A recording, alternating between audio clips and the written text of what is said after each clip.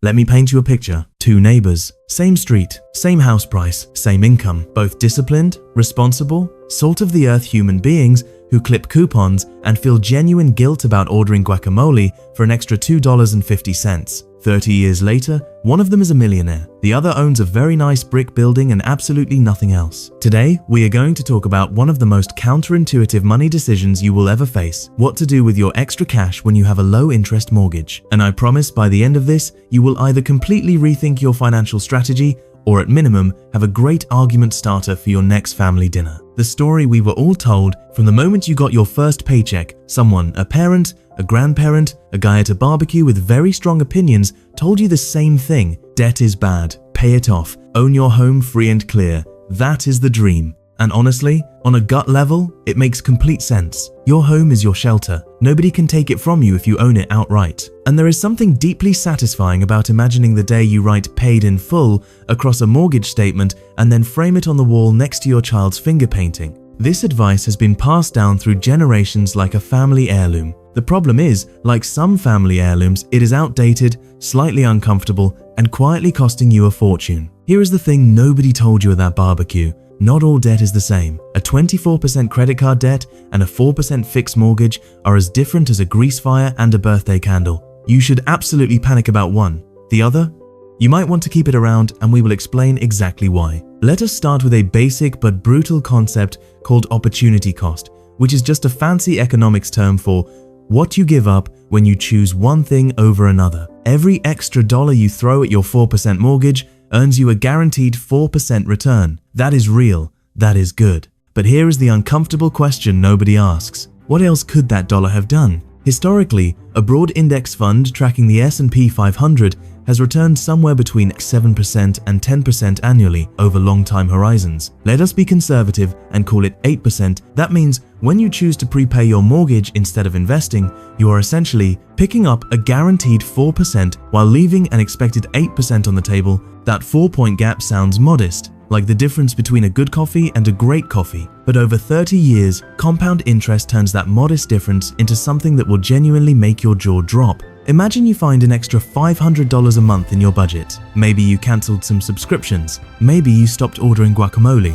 Whatever it is, you now have $500 to deploy. Option A: prepay the mortgage at 4%. After 30 years, roughly $350,000 to $400,000 in interest saved. Solid. Respectable. You would feel great about it. Option B: invested in an index fund at 8%. After 30 years, roughly $680,000 to $750,000. Same money, same discipline, just a different destination. The difference, over $300,000. That is not a rounding error. That is a second retirement fund. That is generational wealth. That is a lot of guacamole. Those 8% returns are historical averages, not guarantees. Stock markets have bad decades. Taxes eat into returns in non-retirement accounts, and real inflation-adjusted returns are closer to 5–7%. So the gap is real, but probably not quite as dramatic as the most aggressive versions of this argument suggest. We are dealing in probabilities, not certainties, and that matters. Let us make this concrete with a tale of two neighbors. We will call them Alex and Blake. They buy identical houses on the same street, same week, same price. $400,000 at a fixed 4% rate monthly mortgage payment, roughly $1,900. Both of them are responsible adults with an extra $1,000 per month to spare. Alex hates debt with the passion of 1,000 suns. Every extra dollar goes straight to the mortgage. Alex is going to pay this thing off early and nobody can stop them. Blake makes the minimum payment every single month, takes that same $1,000 and quietly drops it into an S&P 500 index fund. Blake does not talk about it at dinner parties. Blake just lets it compound. Fast forward 15–18 years, Alex's mortgage paid off, throws a party, feels fantastic, has roughly $200,000, $250,000 in savings because extra cash went to the house during the most powerful compounding years of their financial life. Blake still has a mortgage, but the investment account? At 8% growth over those same years, it has grown to somewhere in the range of $340,000 to $400,000. Keep going to 30 years and it balloons toward $1.2 to $1.4 million. Here is the twist. At any point, Blake could simply write a check from that portfolio and pay off the mortgage entirely. Blake has the same option Alex exercised, just with several $100,000 in extra net worth still sitting in the account afterward. Alex owns a house, Blake owns a house and is wealthy. This scenario assumes Blake doesn't panic sell during a market crash, doesn't get hit with a sequence of bad returns near retirement, and is investing in a tax-advantaged account where possible. Behavioral finance is real. The number of people who actually stay invested through a 40% drop is not everyone. If you are the kind of person who checks your portfolio daily and loses sleep when it dips, this math does not fully apply to you. We will come back to this. The secret weapon: inflation. Here is a piece of the puzzle that almost nobody talks about, and it is genuinely fascinating.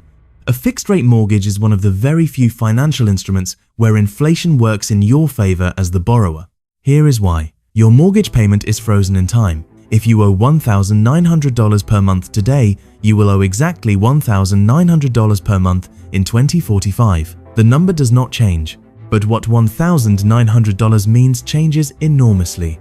If inflation averages 2.53% per year, your wages, hopefully, rise over time. The groceries cost more, everything costs more, but your mortgage payment stays the same, which means in real terms, in terms of what portion of your income it takes up, that payment gets smaller and smaller every year. The debt is quietly being eroded by time and money supply growth without you doing a single extra thing.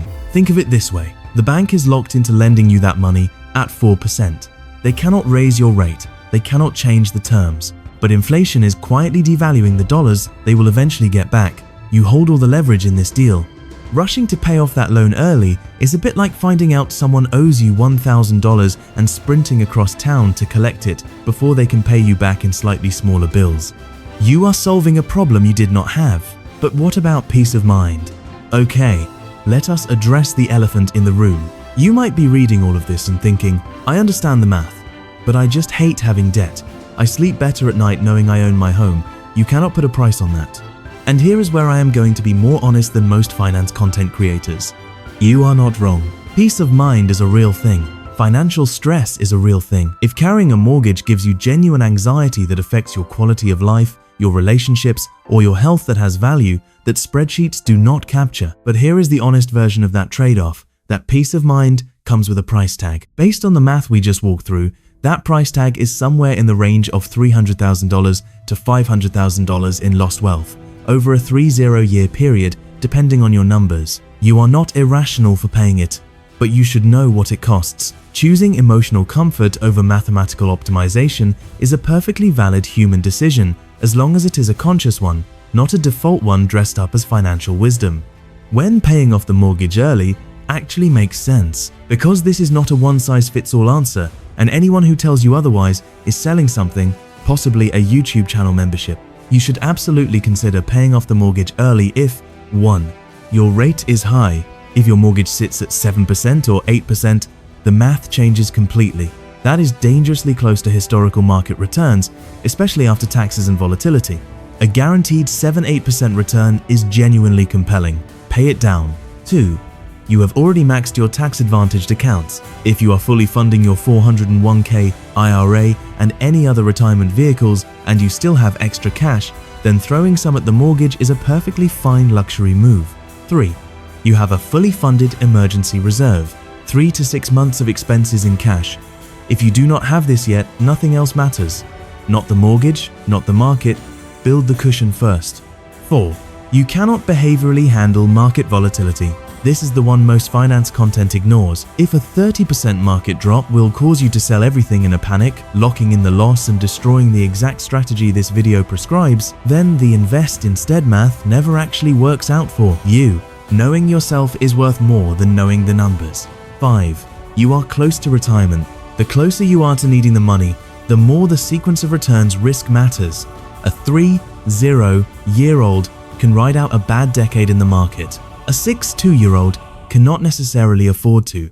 Here is how to actually think about where your next dollar should go. Rule 1. Retirement comes first always. You can borrow money for a house, a car, even an education. No bank on earth will lend you money to buy groceries at 74.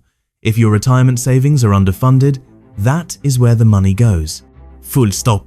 Rule 2. Low rate plus retirement on track equals invest the difference. If your mortgage is in the 3-4% range, and your retirement accounts are healthy, the math overwhelmingly favors putting extra cash in the market. Not because the market is guaranteed, but because the long-run probability strongly favors it over 3 decades. Rule 3. High rate equals pay it down. At 7-8%, the guaranteed return of paying down the mortgage becomes genuinely competitive with expected market returns, especially risk-adjusted.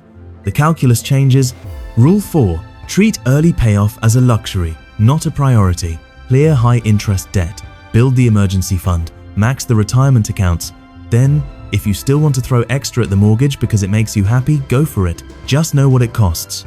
Rule 5. Know thyself. The best financial strategy is the one you will actually follow through a recession, a job loss, and a 40% market correction without abandoning. Factor in your own psychology honestly. Closing. Here is the honest bottom line. If you have a low-rate mortgage, you are sitting on one of the cheapest forms of leverage ever invented. Inflation is slowly eating away at it. The market has historically offered returns that dwarf your interest rate, and the math of compounding rewards patience in ways that are genuinely hard for the human brain to intuit. But the market is not a certainty. Returns vary, taxes matter, and human behavior under pressure rarely matches what the spreadsheet assumed. The argument for investing over prepaying is strong, but it is a probabilistic argument, not a guaranteed one. The real mistake is not choosing one path or the other. The real mistake is making the choice on autopilot, following inherited advice without ever running the numbers yourself, or letting fear or emotion drive decisions that have 6-figure consequences